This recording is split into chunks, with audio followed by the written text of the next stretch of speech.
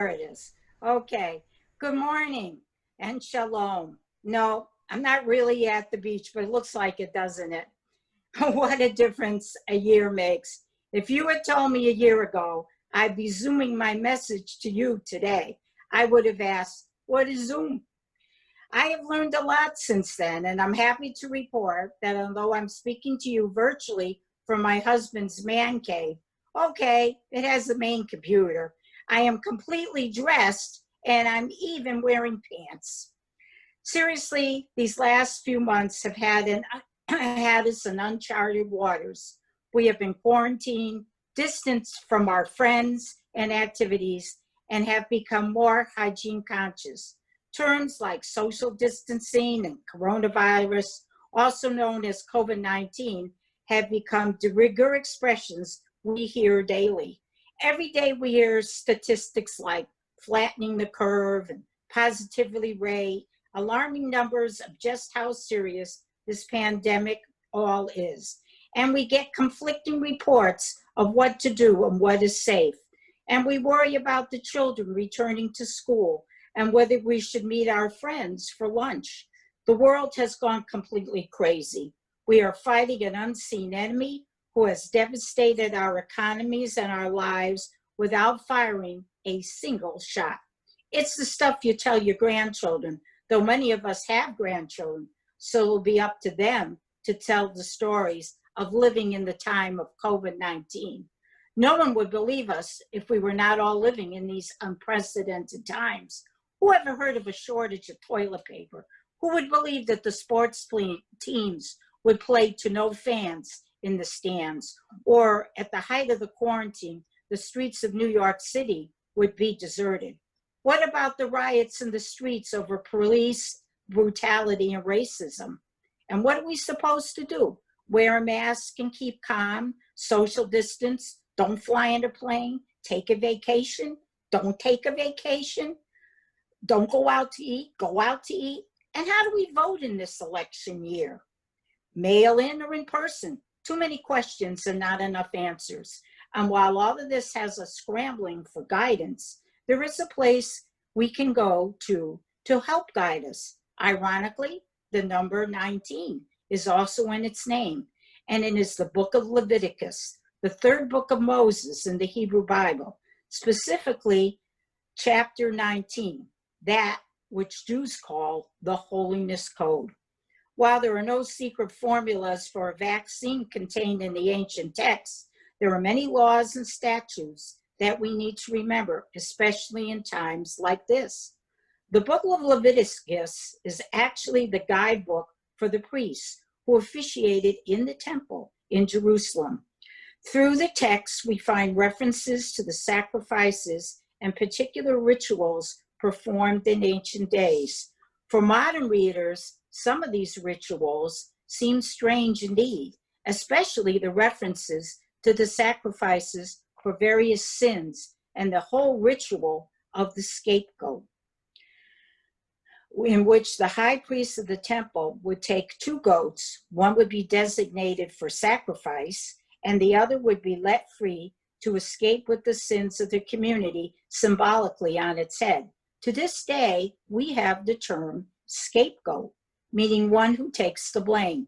Ironically enough, the rituals described in Leviticus are incorporated into the Avodah service, which is recited and chanted on Yom Kippur, the Day of Atonement.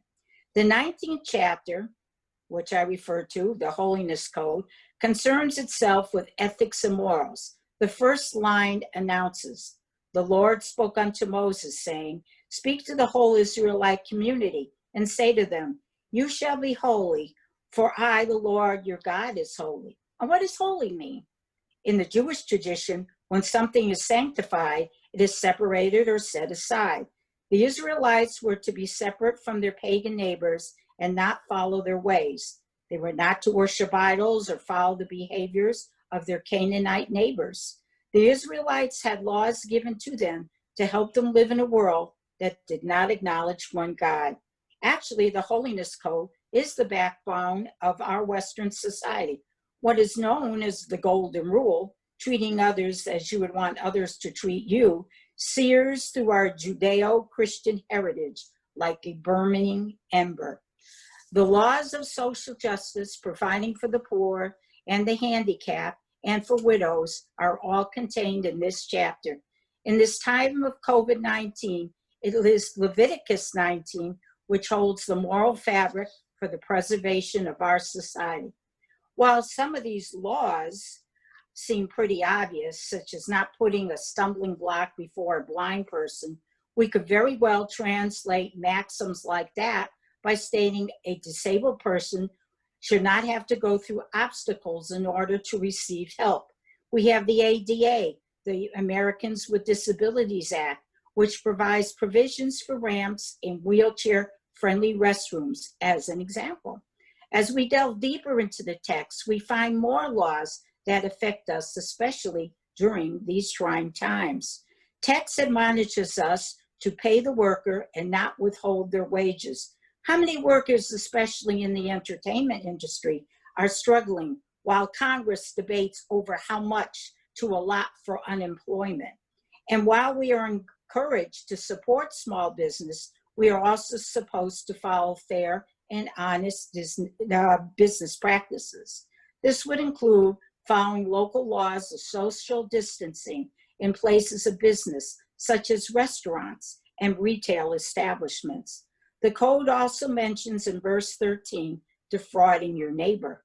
How many scams have popped up preying on individuals hit hard by the virus? The verse goes on to say that one should not steal or defraud others.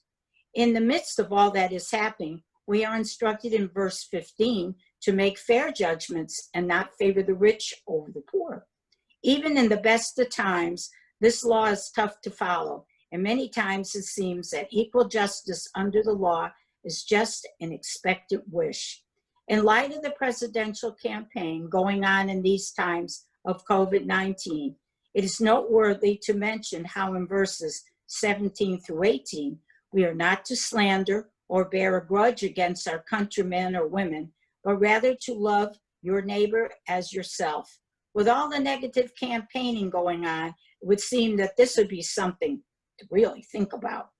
The latter verses of chapter 19 deal with magic and soothsaying. The Israelites were not to practice fortune telling or engage in witchcraft or make gashes on their bodies for the dead. Many interpret these marks as a prohibition against tattoos. Most of these practices were done by pagan nations, and since the Israelites were to be holy, that is separate from the pagans around them, these laws were to be obeyed. Verse 32, I find very interesting. It states, you shall rise before the aged and show deference to the old. Now I could say, don't mess with my Social Security, but this law also applies to how we treat our senior citizens. With the pandemic raging around us, many seniors are confined to their homes or retirement facilities, unable to have visitors for fear of contracting the virus, though Governor DeSantis is now allowing visitors with restrictions to the rest homes. It also should be noted that each time a law is stated in the chapter, it is punctuated with, I am the Lord.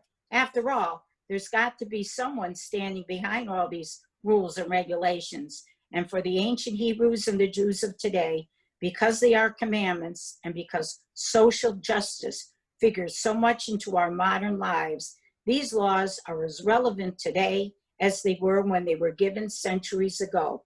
Because they have the stamp of the divine on them, it makes them even more pertinent. How are we following these laws today in the midst of all the chaos around us? I see little acts of kindness and beauty, helping seniors with grocery shopping, stores delivering free basic items, signs and postings on Facebook and social media praising our doctors and nurses who tirelessly attend to the needs of the sick. Who could forget the evening light parades in New York City, emblazing the skies with hope and gratitude for the doctors and nurses working so tirelessly to help COVID patients? How about people standing on their porches and balconies, giving free concerts, their melodies wafting through the alleyways in a perfect concerto of love and hope. Let us not forget the essential workers, from the garbage men, delivery services people, and yes, the post office, where neither snow, nor rain, nor heat, nor gloom of night, nor COVID-19 stayed these couriers from the swift completion of their appointed rounds. If we are to follow in the steps of Leviticus 19, we need to sow seeds of love, not hate. We cannot let hate or the inconveniences of the virus divide us. We need to be colorblind and realize this virus respects nobody, but we do. We must reach out to all that need our support during these trying times. We can get through the time of COVID if we all work together, respecting one another. It is heartening to see the cooperation among nations in the quest to find a vaccine. Indeed, it behooves all of us if one could be found in a timely manner, because that would benefit us all. It's also good to see how scientists promise to share their work and eventual vaccine with all nations, and how many nations will vaccinate their populations for free. People of faith will look back on these times and see how the world needs to be united when facing a pandemic. The unfair treatment of Blacks, Hispanic, and women have been laid bare by the pandemic, and we certainly can take lessons from that. The virus has showed us the best as well as the worst of humanity. However, if we are mindful of the teachings in the Holiness Code, we can work through adversity. How will historians record this chapter in history? It's a good question. How will our successes and failures be measured?